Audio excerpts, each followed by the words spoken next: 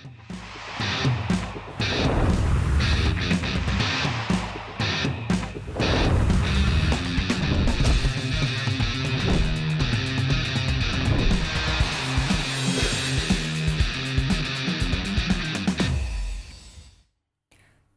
বিশ্বকাপকে ঘিরে এখন টেলিভিশনের বিশেষ আয়োজন 20 আমি আছি শারমিন সুপ্তা এবং আমার সঙ্গে আছেন গালিব ইবনে রিয়াজ। কেমন আছেন গালিব?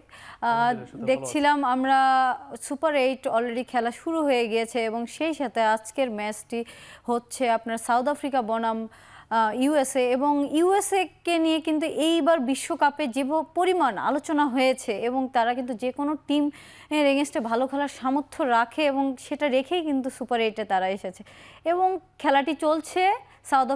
সাউথ আফ্রিকার এগেনস্টে 194 রান করেছিল সাউথ আফ্রিকা এবং সেই সঙ্গে কিন্তু সমান তালে ব্যাটিং করছে ইউএসএ, যদিও রানটি তাদের জন্য একটু বেশি হয়েছে, নইলে হয়তো আমরা থ্রেটেবল আরেকটি ম্যাচ দেখতে পারতাম। ডেফিনেটলি সুপ্তা, তবে আমার কাছে কি মনে হয় যে এই ওয়ার্ল্ড কাপে যুক্তরাষ্ট্র যেভাবে আসলে খেলেছে, বিশেষ করে আসলে তাদের দলে যেই ক্রিকেটাররা রয়েছেন, আমরা জানি যে প্রত্যেকেই কিন্তু যুক্তরাষ্ট্রের একেবারে অরিজিন তা কিন্তু নয়। প্রত্যেকেই কোনো না কোনোভাবে অন্য দেশের, কেউ ভারতের কিংবা নিউজিল্যান্ডের, এরকম কিন্তু ক্রিকেটারদেরকে নিয়েই এই দলটাকে সাজানো হয়েছে। সেই দলের এই ধরনের খেলা, বিশেষ করে তাদের ব্যাটিং এবং বোলিং দুই ইউনিটেও, এবং সবথেকে বড় কথা ক্রিকেটে যেটা সবথেকে বেশি দরকার সেটা হচ্ছে যে আত্মবিশ্বাস। সেই আত্মবিশ্বাসের জায়গা থেকে যুক্তরাষ্ট্রকে আমার কখনোই অন্য বড় কোনো দলের থেকে আসলে কম মনেই হয়নি তারা প্রথম বিশ্বকাপ খেলছে। এবং আজকের ম্যাচটিও যদি দেখেন, আর সবাই আমরা বলছিলাম যে হোম কন্ডিশনে তারা অনেক ভালো করছে, বাট আজকে যে ম্যাচটি হচ্ছে এটা কিন্তু ওয়েস্ট ইন্ডিজে ম্যাচ হচ্ছে এবং একটা লো স্কোরিং উইকেটে খেলা হচ্ছে এনটিভিতে, এবং সেখানে কিন্তু সাউথ আফ্রিকা পাওয়ার প্লেতে 64 রান করেছে এবং সে তার এগেনস্টে কিন্তু আপনি যদি দেখেন ইউএসএও কিন্তু তারা পাওয়ার প্লেতে 53 রান করেছে তারা। তো এইটা কিন্তু অনেক ভালো একটা মার্জিন কোনো দেশকে। আপনি যদি দেখেন যে একটা বড় দলের বিপক্ষে যখন ছোট টিম খেলছে, একটা ভালো মার্জিন। এখন এই মুহূর্তে তাদের আর 135 রানের মতো একটা রান হয়েছে 16 ওভারে।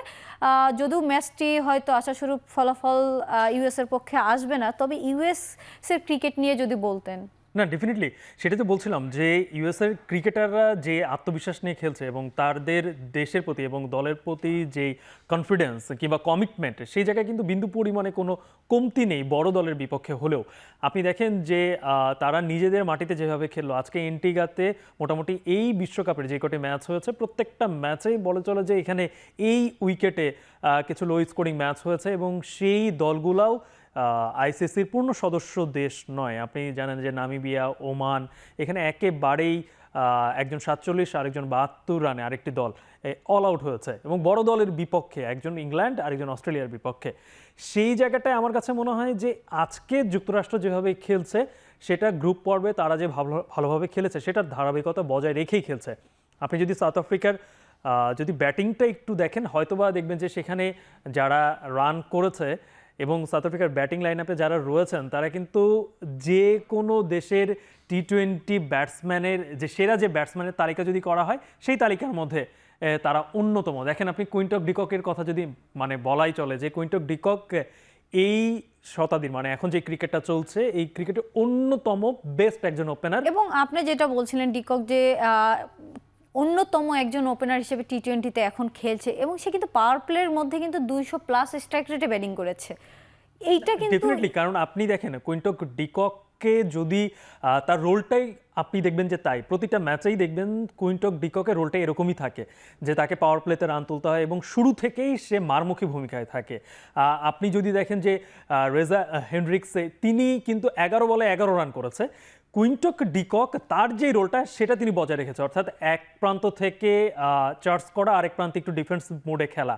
সেটা কুইন্টন ডিকক আপনি বরাবর দিবেন যে কোনো কারণে যদি কুইন্টন ডিককের ব্যাট ওই ইনিংসে হাসে তাহলে সেটা দলের জন্য খুবই ভালো কিছু হয়। এবং নিজে ব্যক্তিগত আপনি দেখতেই পাচ্ছেন 40 বলে 174 রান, 184 স্ট্রাইক রেটে ব্যাটিং করা। যদিও যুক্তরাষ্ট্রের বিপক্ষে, তবে এই যুক্তরাষ্ট্রের বোলাররাই বড় বড় দলকে নাকানিচু বানিয়ে খেয়েছে, এটাও কিন্তু আপনাকে বুঝতে হবে গ্রুপ পর্বে তারা করেছে। সেই জায়গাটায় আমার কাছে মনে হয় যে হ্যাঁ, আজকে যে উইকেটে খেলা হচ্ছে সেই উইকেটটা দারুণ ব্যাটসম্যানদের জন্য। আপনি দেখেন যুক্তরাষ্ট্র এখন যে ব্যাটিংটা করছে সেটাও ভালো করছে, কিন্তু সাউথ আফ্রিকার যে বোলার রয়েছে তারা ওয়ার্ল্ড ক্লাস বোলার এবং তাদের বলের যে গতি সেই গতির সাথে আসলে মানানসই তো হতে হবে। সেই জায়গায় আমার কাছে কেন জানি মনে হচ্ছে যে যুক্তরাষ্ট্র যতটুকু খেলছে, দারুণ ফাইট দিয়েছে, তারা নিজেদেরকে যে আত্মসমর্পণ করা সেটা কিন্তু আমরা দেখতে পাচ্ছি না। এবং সুপার 8-এর আমরা বলতেই পারি খুব ভালো দাবিদার আসলে তারা ছিল, এবং তারা সেটার প্রমাণস্বরূপ তারা এখনো ভালো ক্রিকেট খেলছে। আমরা যদি দেখি, আপনি ডিকককে বললেন, এবং ডিকক কিন্তু পাওয়ার প্লেতে তার যে রোলটা থাকে, আমরা যদি বিগত তার ম্যাচগুলো দেখি, তার কিন্তু পাওয়ার প্লে এতে সবসময় সে কিন্তু ভালো একটা স্ট্রাইক রেট নিয়ে খেলার চেষ্টা করে। এবং এই যে পাওয়ার প্লেতে তার যে বিধ্বংসী ব্যাটিং, এটা কি যে সাউথ আফ্রিকাকে অনেকটা এগিয়ে দেয়? ডেফিনেটলি সত্য। তবে আপনি একটু যদি সাউথ আফ্রিকার পুরো ব্যাটিং লাইন আপের দিকে যদি একটু নজর দেন, সেখানে দেখেন এডেন মার্করাম, ডেভিড মিলার রয়েছে। যদি ডেভিড মিলার আজকে কিছুই করতে পারেন না, একদম গোল্ডেন ডাক আমরা যেটাকে বলি সেটা তিনি খেয়েছেন। ক্লাসেন রয়েছেন।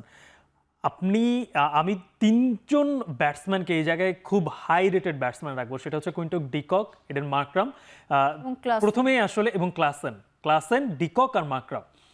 এই তিনজন যদি কোনো ম্যাচে জ্বলে ওঠে তাহলে সাউথ আফ্রিকার ডেফিনেটলি তাদের রান একটা বড় সংগ্রহের দিকে যাবে, যে কোনো টিমের জন্য তার আতঙ্ক হয়ে যাবে, যে কোনো টিমের জন্য। তবে এই বিষয়টা কি আমার কাছে মনে হয় যে সাউথ আফ্রিকার মানে ডিকক এবং ক্লাসেন ছাড়া এবং মার্করাম ছাড়া বাকি যে ব্যাটাররা রয়েছেন তারা সেভাবে হাল ধরেন, কিন্তু এই তিনজনের ব্যাটিং এর যে কমিটমেন্ট এবং তাদের যে দায়িত্বটা থাকে।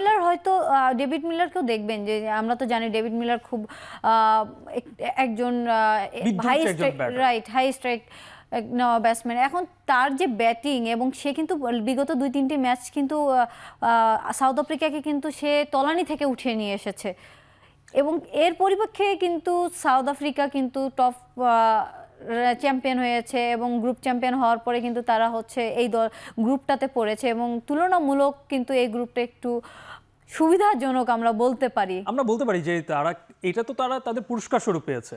তারা গ্রুপ পর্বে ভালো খেলেছে, চ্যাম্পিয়ন গ্রুপের হয়েছে, যে কারণে আসলে এই গ্রুপে এসেছে। এবং যুক্তরাষ্ট্র খারাপ খেলে কিন্তু আসে না, তারাও ভালো খেলেছে।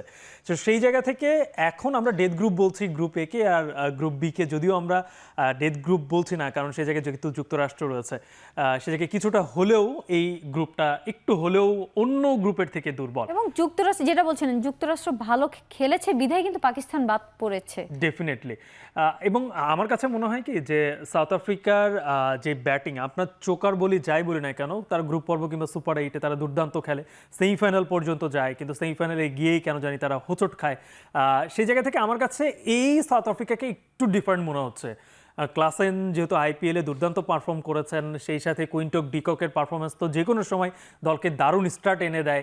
ডেভিড মিলার, আপনি বলছিলেন যে 2টি ম্যাচে একেবারে কি বলে খাদের কোণা থেকে তাদেরকে মানে সাউথ আফ্রিকাকে তুলে নিয়ে এসেছে।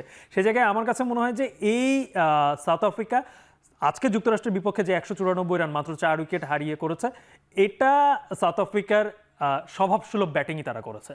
আপনি যেটা বলছিলেন ইউএসএ ক্রিকেট টিমটাকে নিয়ে যদি আমরা বলি, তাদের বোলিংটা কিন্তু বরাবরের মতোই আমরা দেখেছি, তারা যে ম্যাচগুলো খেলেছে তারা কিন্তু বোলিংটা বেশ ভালো করেছে। সেই সঙ্গে তাদের কিন্তু আমরা ব্যাটার্সদেরকেও দেখেছি, তারা কিন্তু টপ অর্ডারের ব্যাটার্সরা কিন্তু খুব ভালো রান করছে। যদিও আমাদের অনেকগুলো লো স্কোরিং ম্যাচ হয়েছে, সেগুলো যদি আমরা বাদ দেই, তারা কিন্তু ইন টোটালি ব্যাটার্সরাও সমান তালে রান করছে। এবং তাদের যদি ফিল্ডিংটা নিয়ে কথা বলি, তাদেরকে কিন্তু কখনোই দেখে মনে হয়নি তারা আয়োজক টিম হিসাবে খেলছে। না, তাদের কিন্তু ক্রিকেট ইতিহাসটা অনেক পুরনো, প্রায় অনেক বছর ধরে, তারা শত বছরের পুরনো বলা চলে তাদের ক্রিকেটটা। যদিও তারা অধিকাংশই কানাডার সাথে তারা খেলেছে, এভাবে বড় দলগুলোর বিপক্ষে যেহেতু আইসিসির তারা পূর্ণ সদস্য নয়, সে কারণে খেলা হয়নি। তবু এখন তারা ক্রিকেটটার দিকে ফোকাস হচ্ছে। আমার কাছে মনে হয় যে এইটা পারার প্রধান কারণই হচ্ছে তাদের যে ক্রিকেটাররা রয়েছেন, তাদের প্রত্যেকেরই আপনি দেখেন ভারত থেকে যে কটা ক্রিকেটার গেছে, অনেকের আইপিএল খেলার পর্যন্ত অভিজ্ঞতা রয়েছে। তার মানে ভারতে যেই ক্রিকেটারটা আইপিএল খেলেছেন সেই ক্রিকেটার তো ডেফিনেটলি ক্রিকেটের সর্বোচ্চ পর্যায়ে, আমি বলবো যে ইন্টারন্যাশনাল ক্রিকেট খেলার থেকে তার কম কিছু নয় আইপিএল খেলা ক্রিকেটারকে। তাদের যে ড্রেসিং রুম শেয়ার থেকে শুরু করে সব কিছু, প্রফেশনাল ক্রিকেটাররাই যুক্তরাষ্ট্রের এই দলে রয়েছেন। যদিও অনেকে ভিন্ন চাকরি করে তারপর তার পাশাপাশি ক্রিকেটটা খেলছেন, কিন্তু ক্রিকেটটা যে তাদের রক্তে রয়েছে এটা যুক্তরাষ্ট্রের টিমকে দেখলেই বোঝা যায়। এবং সাউথ আফ্রিকার আজকের ম্যাচটি প্রথম ম্যাচটি ছিল এবং এই ম্যাচটি বাদেও আরও দুটি ম্যাচ আছে। আপনি সাউথ আফ্রিকাকে সেমিফাইনালে অবশ্যই দেখছেন এবং সেমিফাইনালে গিয়ে আসলে কেমন দেখতে চান অ্যাকচুয়ালি সাউথ আফ্রিকাকে? না, ডেফিনেটলি সাউথ আফ্রিকা সেমিফাইনাল পর্যন্ত যাবে, এটা এই গ্রুপের বাকি যে দলগুলো আছে তার এখন পর্যন্ত তো আজকে মাত্র যুক্তরাষ্ট্রের সাথে খেলা হলো, এরপরে কিন্তু উইন্ডিজের সাথে খেলা আছে, তারপরে ইংল্যান্ডের সাথে তার খেলা রয়েছে। এই দুটো দলের বিপক্ষে একটু সাউথ আফ্রিকাকে অবশ্যই ফাইট করতে হবে। আপনি দেখবেন যে হচ্ছে ইংল্যান্ড যদিও বৃষ্টির কারণে স্কটল্যান্ডের সঙ্গে তাদের ম্যাচটা পরিত্যক্ত হওয়ার কারণে এবং পরবর্তীতে অস্ট্রেলিয়ার বিপক্ষে হেরে যাওয়ার কারণে তাদের পরের রাউন্ডে আসাটা একটা দোলাচলের মধ্যে পড়ে গিয়েছিল। শেষ পর্যন্ত তারা যেভাবে কামব্যাক করেছে এসেছে, আমার কাছে মনে হয় যে সাউথ আফ্রিকার আজকের ম্যাচটা মানে যুক্তরাষ্ট্রের বিপক্ষে প্রত্যেকেই এই গ্রুপের বাকি দলগুলো ফেভারিট হিসেবেই খেলবে, কিন্তু বাকি যে দুটি দল আছে তাকে সাউথ আফ্রিকাকে হাড্ডাহাড্ডি লড়াইয়ের মধ্যে আমার মনে হয় যে সেখানে একটা চ্যালেঞ্জ অবশ্যই সাউথ আফ্রিকা রয়েছে। ধন্যবাদ গালিব। শুনবো আরও ক্রিকেট নিয়ে এবং সেই সঙ্গে গ্রুপ পর্বের খেলা নিয়ে আরও জানবো। 20-20-তে এই মুহূর্তে নিচ্ছি একটি বিরতি, ফিরছি একটু পরে।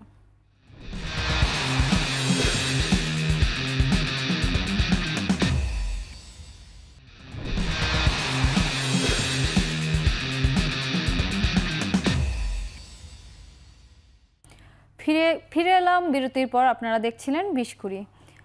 গালিব, আমরা কথা বলছিলাম আজকের ম্যাচ নিয়ে এবং সেই সঙ্গে আপনি যদি বলেন বাংলাদেশের গ্রুপে কিন্তু আমরা দেখছি আফগানিস্তান আছে এবং আফগানিস্তানও কিন্তু এই গ্রুপে একটা বেশ শক্তিশালী টি-20 টিম এবং বাংলাদেশে যদি আমরা রহমতুল্লাহ গুরবাজে আফগানিস্তানের পক্ষে যে পরিমাণ রান করেছে, এটা কিন্তু বাংলাদেশের কোনো ব্যাটসম্যান কিন্তু তারা নেই, টপ 10-এও তারা নেই।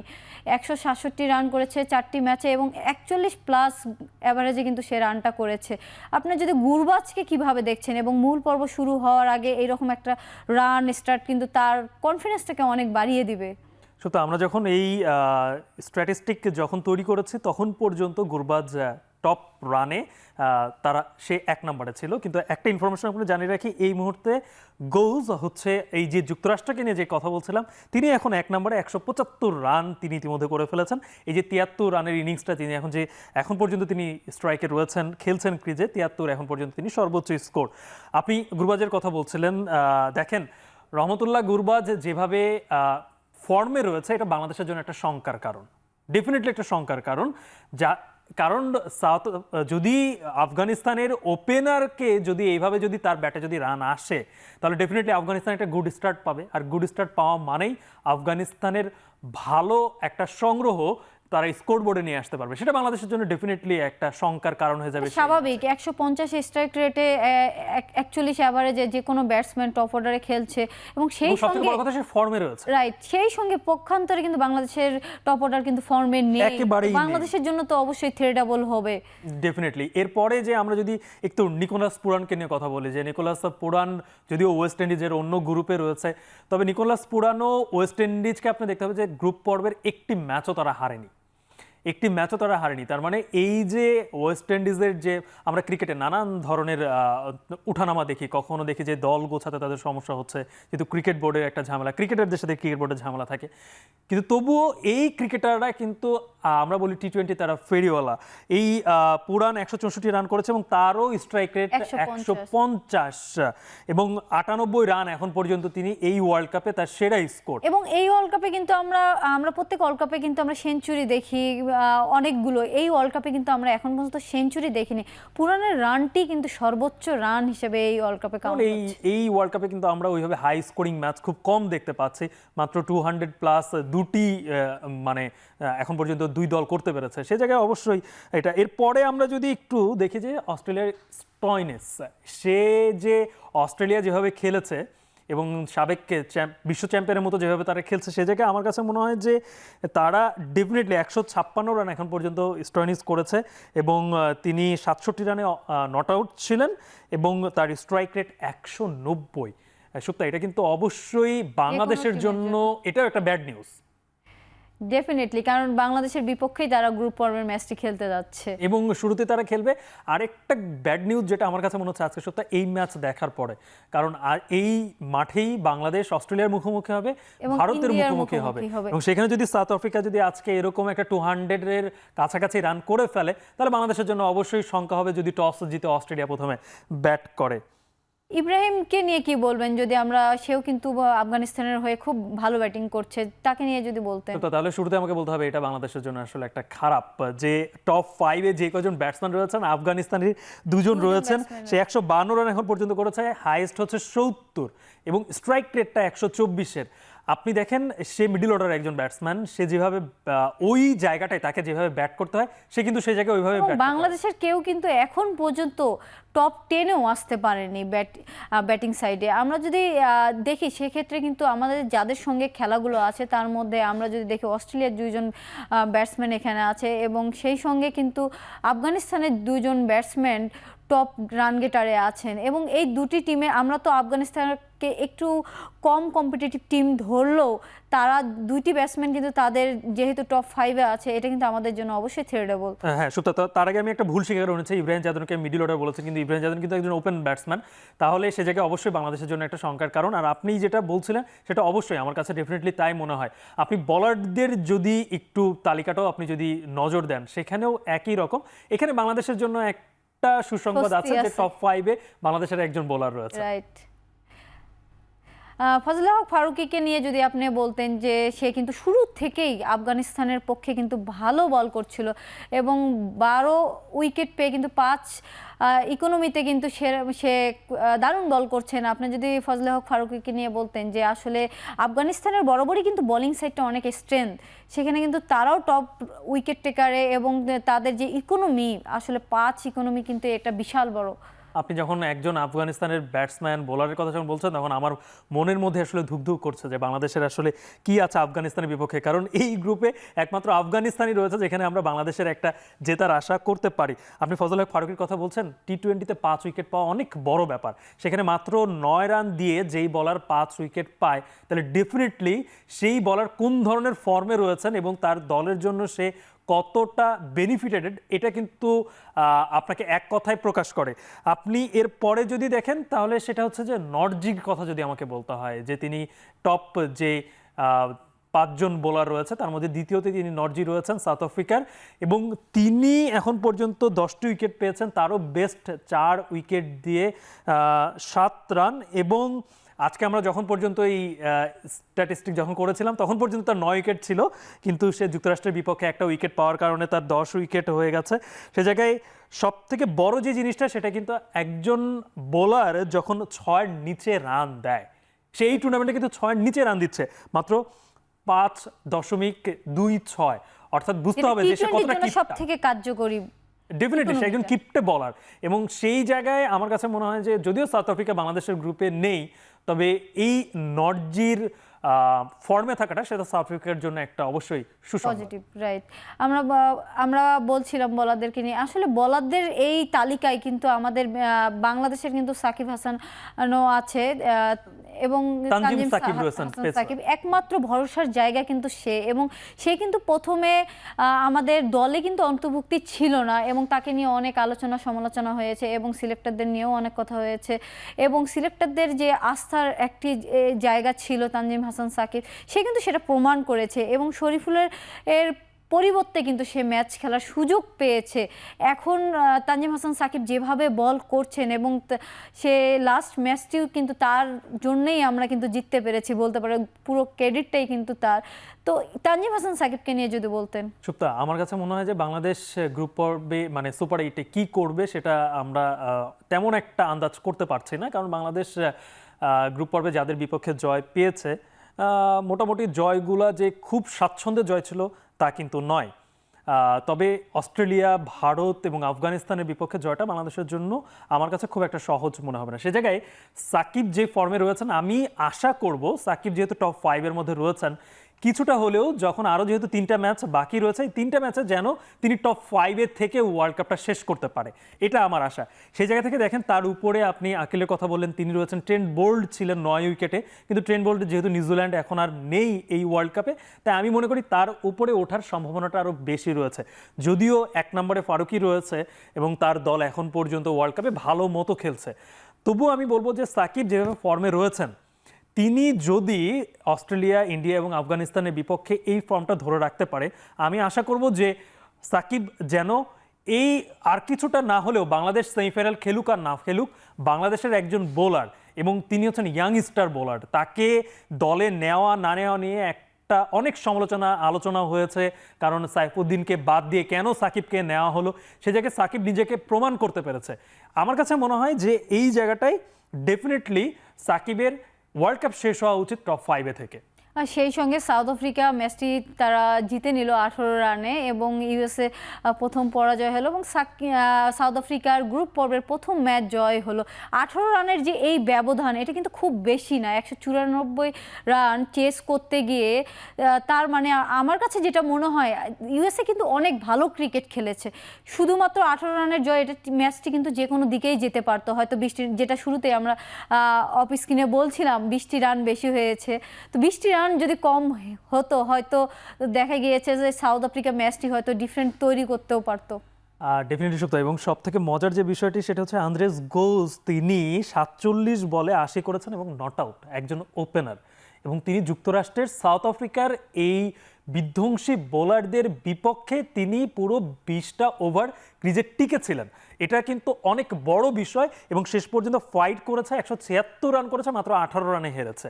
এটা যুক্তরাষ্ট্রের মতো, আমি আসলে আর যুক্তরাষ্ট্রকে তেমন ছোট দল বলতে চাই না, তারা যথেষ্ট টি-20-তে আমার মনে হয় যে কোনো বড় দলের বিপক্ষে, যারা বিশ্ব চ্যাম্পিয়ন সাবেক, তাদের বিপক্ষেও এই যুক্তরাষ্ট্র ফাইট দিতে পারে, এরকম একটা দল হিসেবেই তারা এই বিশ্বকাপ খেলছে বলে আমার কাছে মনে হয়। সেটাই গালিব, আসলে আমরা মূল পর্বে আসলে এই রকম দলগুলোই চাচ্ছি, যারা আসলে খুব সহজে ম্যাচটি ছেড়ে দিবে না, একটা কম্পিটিটিভ ক্রিকেট হবে। এবং সেই সঙ্গে শেষ করতে হচ্ছে গালিব, ধন্যবাদ আপনাকে। শেষ করছি আজকের আয়োজন 20 কুড়িতে।